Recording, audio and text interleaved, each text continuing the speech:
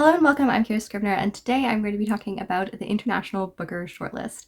This is my first time ever making a video on the list and my first time actually really following the prize in general. It is one that seemed kind of elusive and scary in the past, and I just didn't know.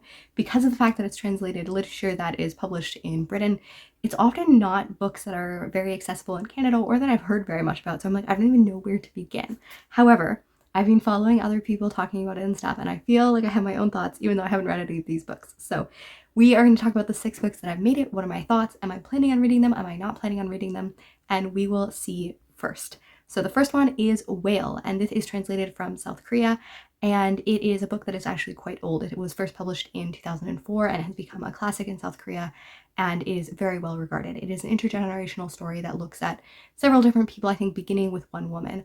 I am not interested in reading this book at all. I've not heard very great reviews, and I've heard that it deals not great with disability and difference of body, as well as it is quite sexist in places and stuff.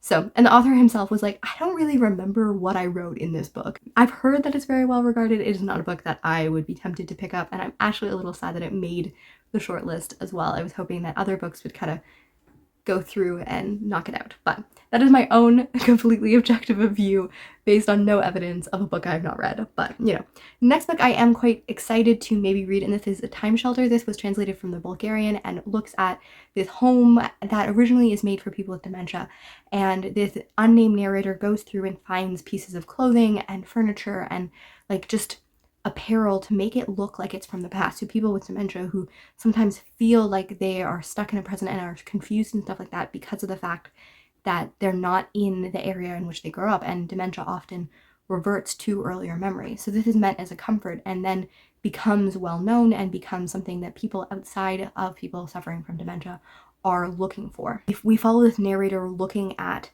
these stories and looking at these finds and finding this furniture, and then also looking at the ways in which this is affecting culture. It is set in Bulgaria, and it's set in a time that was after the Soviet Union, but these people are now becoming so consumed by the past, looking at 40s and 50s and stuff like that, that they want to turn back the clocks. They want to make a world that looks more like the 1960s. And the narrator is asking, is this good? Is this not good? And all of those things. Again, I've not read this book, but that is my thoughts. I am interested. I've heard that it's not as well executed as it could be, especially around the fact that the narrator himself is not a huge character. We don't know a lot about him. And I actually really like that trope often. I like the idea of an unknown narrator who we can see the world through. I think of books like Luster and other things, which I guess Luster is a book in which we know a lot about the character's feelings. We know very little about her autobiographicalness. And that is often a thing that I like. So it is definitely one of the books that I'm interested in picking up. The next one is Boulder, and this is translated from the Catalan, and I am super psyched for this one. From the moment that I saw the cover, I was like, oh, it looks like my kind of book, and then I heard about it. It is about motherhood and identity and where we go in life.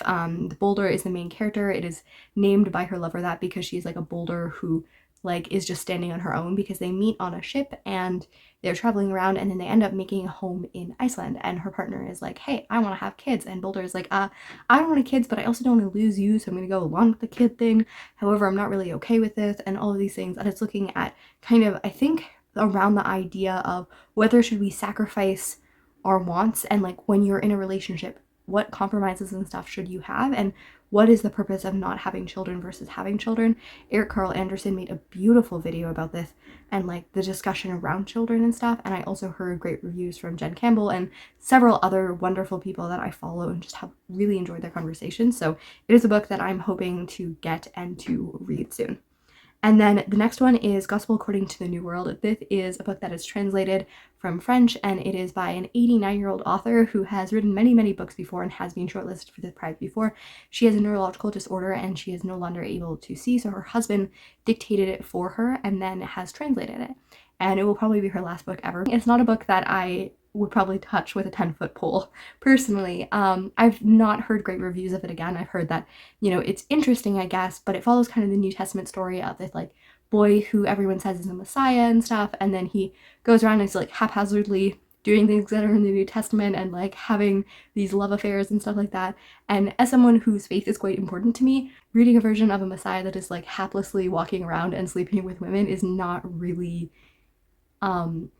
it just kind of makes me uncomfortable, I guess. If this is a book that you love, go forth and conquer, I guess, but it is a book that, like, yeah, it just feels like sacrilegious for the point of being sacrilegious, especially if it's not a very good book, which I'm guessing the board probably thinks it's very good because they chose it, the jury, but I've not heard great reviews, so it's not a book that I personally am like, okay, yeah, I could do without that book, but to each their own. And then another book that I am super psyched for is Stillborn. This is about two women, and it is also looking at motherhood. It is translated from the French, I believe, as well, and it is looking at these two women who neither of them wanted kids, and they agree with these, and then one of them changes her mind and decides that she wants a child.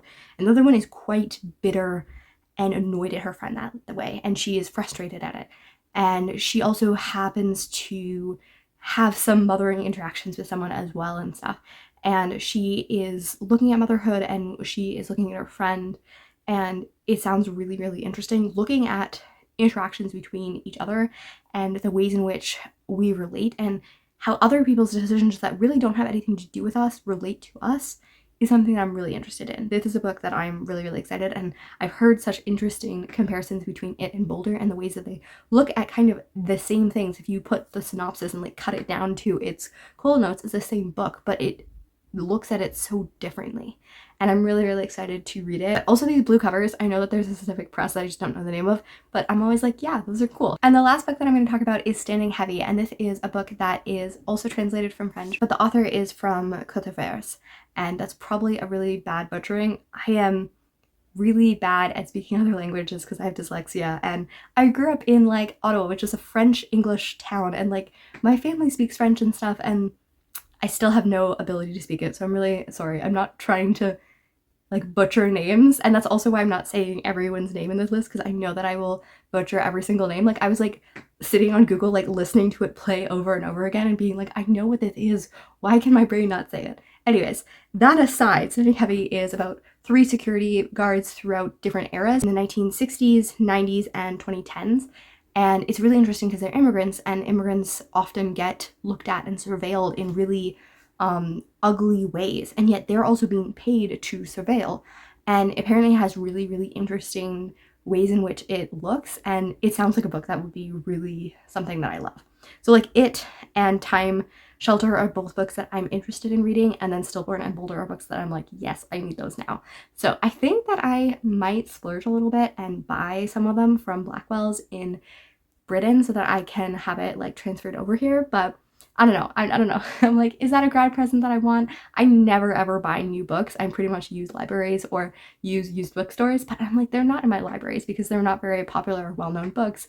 And also now, like, you know, they're not going to be in used bookstores randomly in Canada. So anyways, I'm tempted. Let me know your thoughts. Let me know what you're looking forward to. Do you like this list? Do you have totally different opinions? Are you devastated that some of the books didn't make the list? Like, those were the ones that I was most interested in, those 4 books. So I'm very excited that they made it through. And yeah, I look forward to following another prize because prize season is amazing. And I will see you next time.